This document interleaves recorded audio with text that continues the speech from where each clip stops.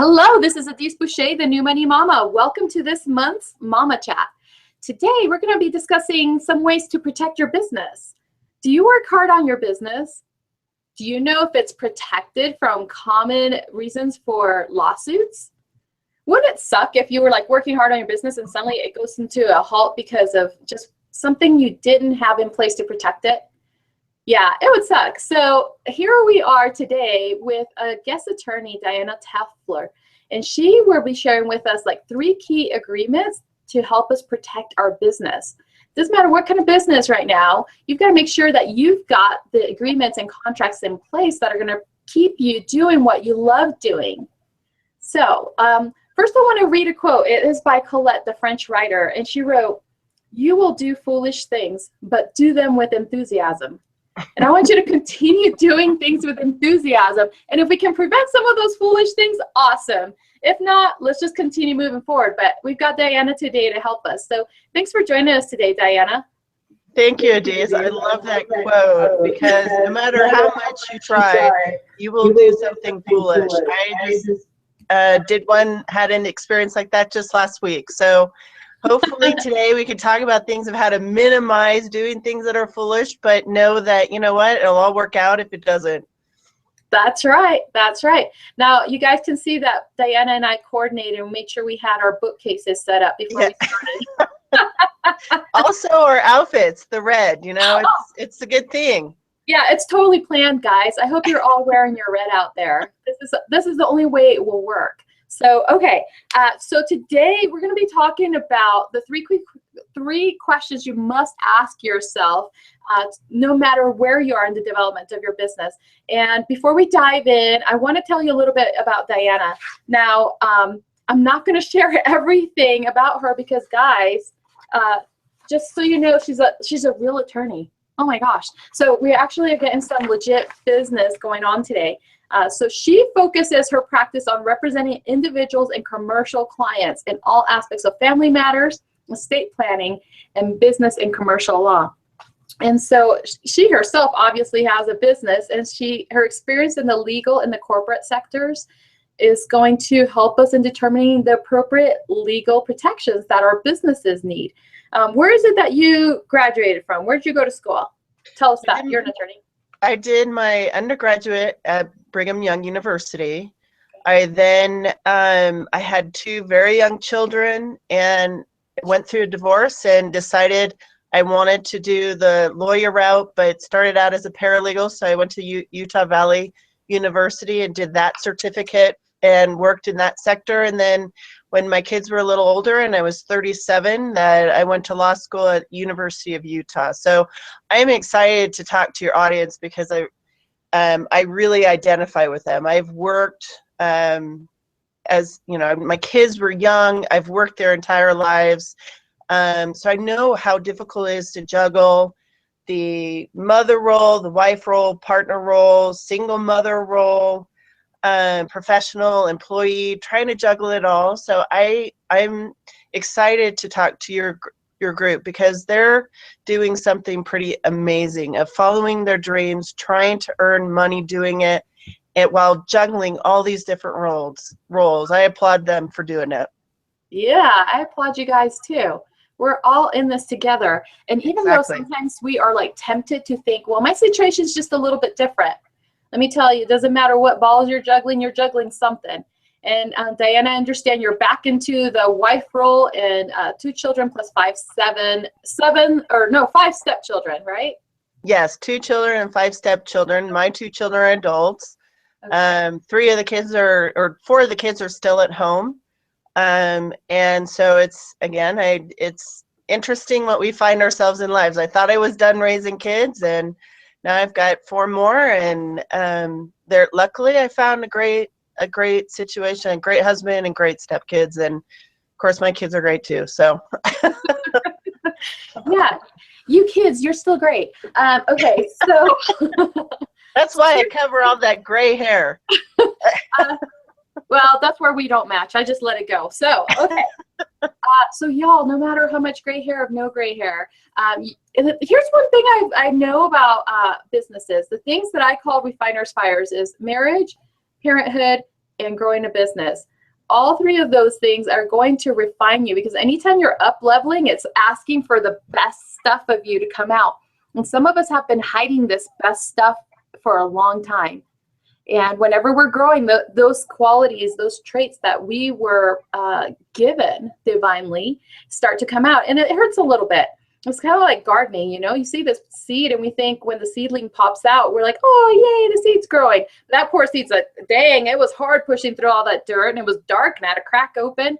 So just so you know, even though whatever challenge you're going through, as you're growing, it's just beautiful. We are watching you and it's beautiful. All right, so that's it. Let's just go ahead and dive in. So Diana, where do you want to start today? Well, let me start with, I loved your analogy of the seed. I use an analogy also that's very similar in the butterfly in terms of the different stages. And you start with the egg and it goes into a caterpillar where it's just feeding all the time. And then it needs to kind of turn into something different. And you get into the chrysalis stage, and there's this really secure, solid container that the caterpillar metamorphoses into what its destiny, which is a butterfly, and then the final phase of the butterfly launching. But one thing too with the butterfly is if you assist a butterfly coming out of a chrysalis, it will die. It needs to struggle. It needs to get out of that. It can't have help. And then also as it launches, there's a little bit of, there's a fluid drop that often looks like blood. And again, this all, to me, is really symbolic of growing a business. Also marriage, you know, it's just, it can be all trying. But in the context of a business, I think it's a really good analogy, just like with your seed. It's about struggling. You've got to get above ground. You've got to, you know, push through that chrysalis. But at the same time, you want to make sure you have that container from which to be able to make this transformation. And that's what I'm hoping to talk about today. So in terms of, if you're okay with me just launching in. Yep, just dive on in. All right. So the three key things that no matter where you are or what your business looks like, what shape it is, there's kind of three things that always to keep in mind. And it's also good, it's relevant in your personal life as well. But in terms of the business, it's how do I protect myself? And more specifically, how can I minimize my personal liability with my business? I don't want, or any owner may want to minimize the vulnerability of having their assets potentially taken by a business deal gone awry. You've got you want to protect you want to protect your family, you want to protect your assets, and to have some separateness between you as the business owner and the business. So that's one of the first things is, this deals with, those are same questions you want to ask in any dealings you have. How do I minimize my liability and protect me in this relationship? So that's the next question, is how do we protect these relationships? The most significant cause of lawsuits are relationships that have gone bad. Yes. What often causes a breach of contract. Or there's lots of examples here in Utah, actually, with Utah County of doTERRA and Young Living Farms and the essential oils.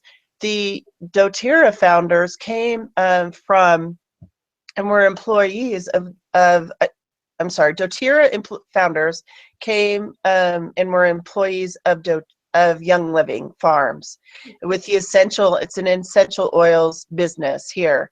And they're under lawsuit, or Young Living sued doTERRA for breach of confidentiality. You know, there was a concern that doTERRA had taken the distributor lists, which are very valuable to Young Living, and that your client list is one of your key assets in this kind of a business.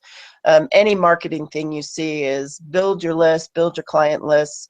So, you know, it's common, and you want to make sure you have those protected in agreements, whether it's the people that you're doing business with as partners, part owners. You want to make sure you have protections in people that you are contracting with to help you build your business, customers, employees, all sorts of different type of relationships. You want to make sure you have an agreement so that you can define those relationships. And then finally, the third question, sorry, I'll be done, is how to protect your business ideas. And that's what I'd like to focus on here today. Yes. Okay. So the reason I piped in is because I have a lot of friends and colleagues, obviously, in the business community. And I've seen situations where they went into business with good intentions, with good friends or family. And well, we don't need a contract. We're friends and family. We've known each other for years. And here's the thing. Like I said, when you go into business, there's stuff that's coming out and it hurts. Well, it hurts a little bit in that growth period, just like it hurts for your partner or friend or colleague who you're going into business with. And we just don't know how we're going to react. And so it's just best to have just something that protects both of you and is very clear on what your parts are in your partnership. You want to protect not just your business, but you want to protect your relationship. If you want to continue being friends, you want to be clear on the boundaries and the responsibilities of each, so that whenever there's questions like, hey, remember, this is what we agreed on, let's take a look at this, and bring some sanity back into a situation that may feel insane at some point. And also with your ideas, what you were going to talk about is just like ideas are a little bit harder to just have something tangible. And so it's very important to have something tangible with something that's intangible. And it, like you said, it creates this protection around it. All right, let's keep going. Yeah, I appreciate your comments, because it's true. These business divorces are just as ugly as, marital divorces, because, these are your babies. And having things outlined in a contract, even if it's family or friends, is really important, because you want to put it in place, set expectations. What I think we're saying may be very different from what you think you're saying, yes. And that only comes out when you put it on paper. Yes. And so those kind of things can be avoided. And then you want to have terms in there, so when things start going down the toilet, that you've got something in place, because that's going to be the ugly, just like in a marital divorce, your best side isn't coming out. So you want to make sure you've got those in place. That's when you're all lovey. That's true. So let's go ahead and dive in. Okay. Time always goes faster when we're talking. So let's dive in. What are the 3 agreements that you want to cover today that each business owner should have? So one thing first off, that I think a lot of people misunderstand, especially smaller businesses and coaches, they think my ideas aren't worth protecting.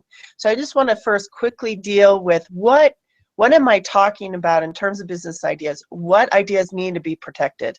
Those are your products, any services you're offering, content on your website, whether it's the free videos, if it's courses you're offering, your client list. That's huge, and then in terms of let me look at my notes here, software, books, anything like that, trade names, your business names, those are all worthy of protecting, so that people, when you start building, you don't run into problems of people stealing that or using that. One example, again, a Utah example of Ichiban Sushi. There's the restaurant in Salt Lake started out in high quality sushi. Then someone else came by and started doing a franchise with the same name, with lower end but cheaper sushi. And there's a battle there with the trade names, and people don't think you can protect those, but you can. So why, in terms of those 3 agreements, again, those concepts are going back to what is it that I need to protect and at what phase. So one of the first type of agreements, basic agreements that you want up front, is a non-disclosure agreement. And what's in a non-disclosure agreement is simply stating that here I'm sharing my ideas, I'm sharing my products, they aren't public, these are not to be disclosed, they are not to be used, you can't steal my ideas, you can't use my ideas, I can't use yours, but I want to put this agreement in place because we're under discussions. So these can include partners that you're going with, independent contractors, we'll deal with that as the second agreement. But anytime you want to talk about your ideas and protect them, have a non-disclosure agreement in place. They're simple agreements. Secondly, the work for hire agreement. So a lot of us, as doing the business, like me, starting my business I have a legal practice at Clydestone Sessions, but also this business that I'm building for legal education of Dharma Not Drama and .com. And so I hire out things like building my website. I'm not technical, helping me with social media marketing. Everybody that I'm working with, I need a work for hire agreement outlining exactly what it is they're doing, what I'm supposed to do. I provide content maybe, and the web designer comes in and will build the website with that content. Maybe somebody is out there. I've had a client where they hire someone to manufacture the product they design, or maybe they have the idea but someone else is designing it. You want to work for hire in place so that you own it, because whoever creates it, especially the written word, they own it.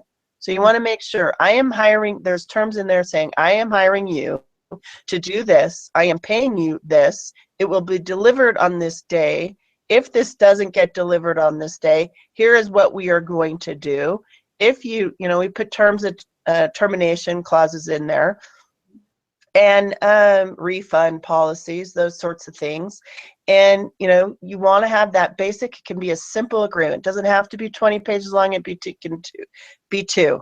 Then finally, with your contracts with your customers, a sales agreement. A lot of people, especially like coaches, massage therapists, those I work a lot with those clients, and they don't think, it's informal, I'm okay, I don't need a contract. But a simple contract, because one thing, there was a therapist in Utah County who is in jail now because she violated, or the client thought she was practicing as a therapist instead of a coach. So simple customer agreement that says I am a coach, I am not a therapist. If you have mental health issues, that's what you go to a therapist for. But I'm not a licensed therapist. And you want to define again what you're getting paid, when you're going to get paid. What happens if a customer comes back and says you didn't deliver? What do you do? So in areas that, especially those that aren't regulated, like coaches, they're not regulated. You want to make sure you're not doing things that may get you into trouble in areas that are regulated. Coach, therapist, you've got paralegals, attorneys, you've got accountants out there you don't want to be doing you want to clarify what your role is so you don't run into problems with your customers or with the state that you're working in. Okay, so let me pipe in here. A lot of you are feeling like, well, I'm just such a small business. I only take on maybe 1, 2, 3 clients, or I sell things randomly as I create them. Well, here's the thing. As you're starting, this is the best time to get your documents in, because you're not being swamped with everything else about running your business. And let me tell you, because in the beginning, I thought the same thing. And as I got swamped, I was forgetting that I needed those things. So it's better to just have them created now. So just like Diana said, it's no matter what stage in your business you are, this is the time to get the documentation in place. I do want to share about the non-disclosure and even like work for hire. I include that, guys, even in my like in my personal help. So as I'm running a business, it's like, oh, I need a nanny to come and help me, or I need a virtual assistant to come and help me with the appointments. And I include those things in there, even with the nanny, because once in a while, she may be in the office as I'm working, or she helps manage some of my social media when she has some downtime. And so I put in my non-disclosure in there. If you're hiring a virtual assistant, I'm giving her passwords to my accounts. I have in there non-disclosure. I am very clear to make sure to protect my business, because you're not always going to get to hire people that sometimes it's going to be strangers, and you want to have something in there that protects your systems and your passwords, anything that they need in order to help build your website or help grow your business. And then one more thing with that virtual assistant, I think to tie into that is a really good example. So if a virtual assistant, if you're a business coach, a virtual assistant is getting all those emails in that email list. Do you want that virtual assistant to go out to your clientele who hasn't necessarily allowed you to share those email addresses and say, hey, I understand you're a new business, I'm a virtual assistant. So you want to make sure there's protections in place that they're not using whatever information they're getting in helping you and use it to build their business, because that make your clients very angry. It sure can. One thing with the sales agreement, and I've had to share this with a few clients who started new businesses, I put in there my policies, even a late policy. If you're 10 minutes or more late to our 25-minute call, then there is a late fee, because I have just valuable time and everybody's fighting for like the prime hours. So you can do that in your contracts. You can be very specific in your sales.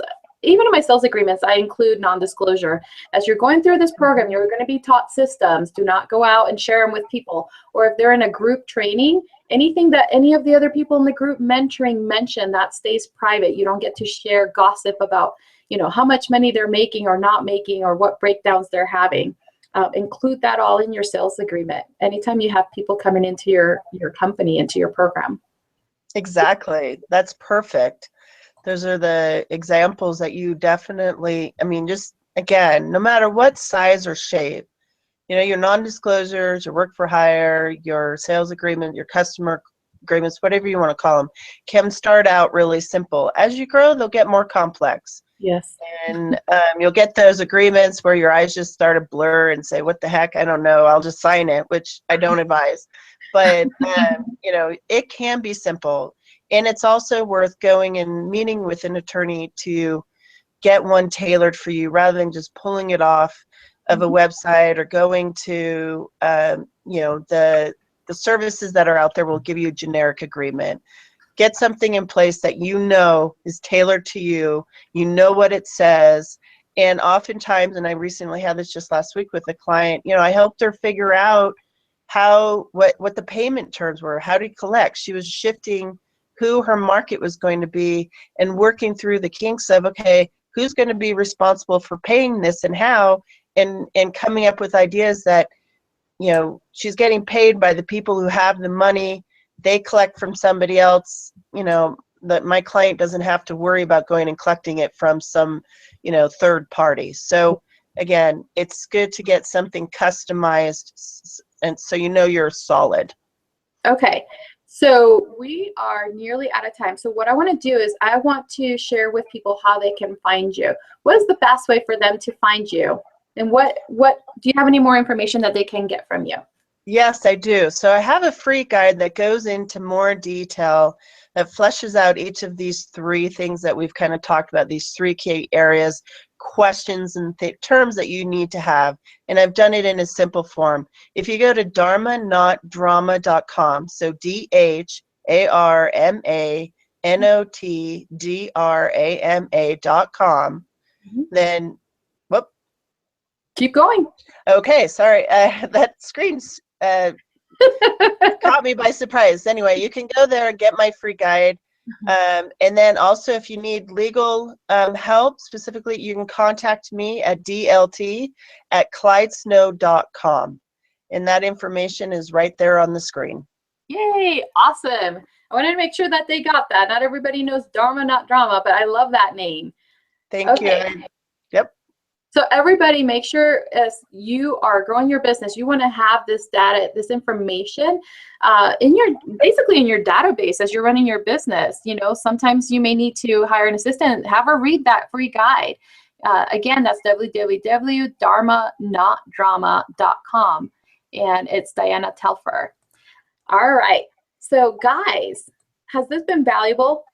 Has this been giving you information that you're like, ooh, I have one of those things, but I need the other two? Whichever one it is that you don't have right now, get that started. Get that started. Download the free guide. Decide where it is that you need to start first. Now, I know it's tempting to get overwhelmed. It's like, oh my gosh, I have no legal department. I have no contracts. just start with one thing right now. Mm-hmm. Just one thing right now. Decide what is it that you want your clients to know is expected of you and you expect of them. Start with that contract as you go into business together. Anytime you're doing some sort of value exchange or money exchange, you want to make sure that is very clear and understanding. And just so you know, it doesn't have to be this like intimidating conversation with your client. So right now, you know, I need you to sign this very serious form. No, just like if you want to make it in pink and blue, just as long as it's in writing and have it match your personality and whatever the nature of your business is, make sure it matches the tone. And you can easily present that to your clients. It's no big deal.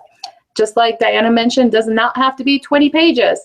And I actually discourage you writing one that is 20 pages as you are beginning your business.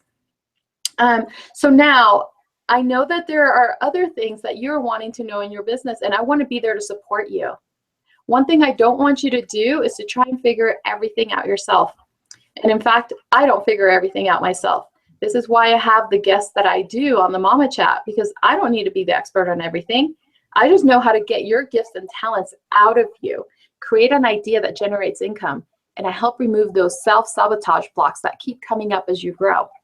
But I don't need to be the expert on how to design a website. I don't need to be the expert in social media, and I don't need to be the expert on legal contracts. So what I want to do is invite you to a live event. That's you and me face to face, and sharing with you some of my friends who are going to be bringing some awesome material with you or with me to help grow your business and also connect you to people who are going to be your cheerleaders. You got to find your tribe. And this is one of my favorite things about doing these live events is when you guys come together and you meet each other, you're like, oh my gosh, I just met the perfect person. And I love hearing stories of, oh yeah, she and I started working together in a mastermind and we help solve each other's problems, or we help refer each other to people who can solve our business challenges. So let me share that event with you. The next one that's coming up is coming up in October. Really soon. Fall is here, so I want to make sure that you see this. All right, Prosper You is in Salt Lake City, and I want you to know this is one of those events where you're not just going to be sitting there learning. It's you learn something and you're going to implement it in your business. I'm going to encourage you to bring your smartphones, your laptop. You bring stuff to start implementing things in your business now. And here's one of my favorite things about this event. We're going to get you out of the chair and out of the box and working in teams to solve business challenges. You're going to be learning principles and strategies and implementing them immediately. So that's going to have you naturally networking and collaborating with each other so that you can create success for each other. It's amazing. I love this. If you've ever watched The Apprentice, that you're going to have an apprentice type challenge. I want to share with you who's going to be presenting. Of course, me. Yay, Adhis Boucha, the New Money Mama. I'll be sharing with you how to step boldly in your business and also giving you strategies of how to be seen more online and have your reputation grow. Now, I have my friend Angela Johnson coming who knows how to throw a huge event. She can make a six-figure income in one day just with her fabulous events. She has a lot of experience throwing great events. But here's the thing, she's going to be sharing with you her system of what you do before you throw your event, during the event, and what do you do after your event that continues to grow income for you. Now for you, you may not want to throw a $200 to $400 or 400 person event. You may want to have a 10-person workshop. And Angela's strategies are going to help you to monetize your time and also create great value for your attendees. The other person I want to introduce you to is Michelle McCullough. She is a social media strategist. I love her. Now, she talks a million miles a minute. If some of you have said that I talk fast, I don't think so. You just wait till you meet Michelle. And it's because her brain is just full with strategies and ideas on how to get yourself seen. Now, Michelle has several businesses, and one of her businesses just hit 1 million followers on Twitter. So if you want to know how to grow your following on social media, then you want to come to Prosper You and attend Michelle McCullough's presentation. So we're going to be implementing social media techniques to increase engagement by your fans and followers.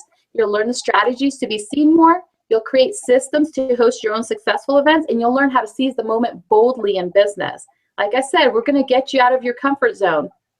But that's all right, because what you want is right outside your comfort zone. So I'm sending you in the right direction of what you want. The tickets for Prosper You are $97. But since we're still in the 1 month before the event, you can still get them at the $65 early bird price.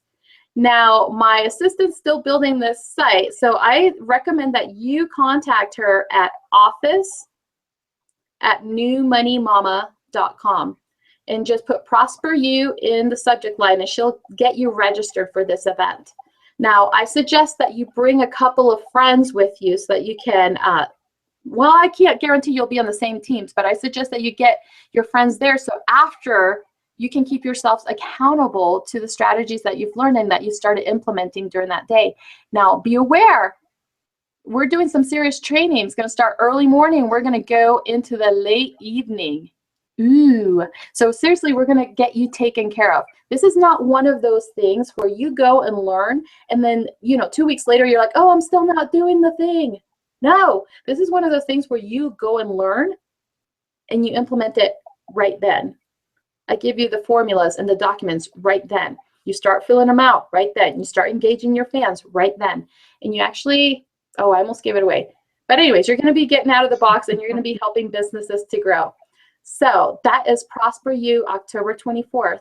If you are ready to get registered while it's at $65, the early bird ticket, then send an email to my assistant at office@newmoneymama.com. You can also contact me through Facebook, and I'll forward that over to my assistant. So that is Prosper You. I look forward to seeing you there. We are going to create so much fun and so much magic for your business. Well, that is the end of the Mama Chat this month. And I want to thank our guest, Diana Telfer, for coming and helping us to protect our businesses and helping us to understand how to set some boundaries around our business so that we keep it safe. We keep our passions and what we love doing safe. Thank you, Adhis. Now remember, if you go to get her free guide, it's at dharmanotdrama.com. All right, guys, I love what you're doing. What you are offering this planet is important. Let me share with you a quote by one of my favorite entrepreneurs, and that is Richard Branson. He said, I have enjoyed life a lot more by saying yes than saying no. So whatever passion comes into your heart is because of a divine being thinking, this would be enjoyable to her. Place that in her heart. Do not say no to it. Anytime you say no to any part of your creation power, you're actually saying no to so many of your powers. Your passions are not something separate from you. They are part of you, part of your DNA, part of your divine journey. And so I encourage you to say yes.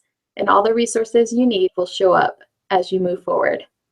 All right, that's it for today. This is Adhis Boucha, the New Money Mama, reminding you that life is rich, and so are you. Goodbye. Thank you.